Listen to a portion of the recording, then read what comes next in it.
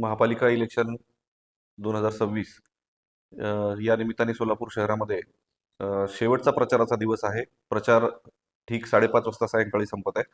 त्यानंतर कुठल्याही उमेदवारास प्रचार करण्यास मनाई करण्यात आलेली आहे माननीय निवडणूक आयोगाकडून. या संदर्भात कोणत्याही पद्धतीने प्रचार सुरू राहणार नाही.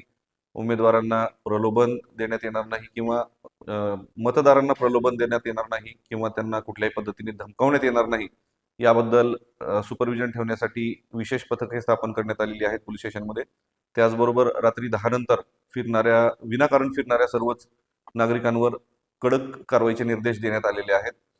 कुणीही विनाकारण रात्री फिरू नये याबाबत या अगोदरच आयुक्तालयाकडून आपल्याला प्रेस नोट जाहीर करण्यात आलेली होती. त्याचबरोबर या कालावधीमध्ये आता मतदान संपेपर्यंत सोलापूर महापालिका हद्दीत न राहणाऱ्या व्यक्ती मिळून आल्यास त्यांच्यावर कडक कारवाई करण्यात येईल.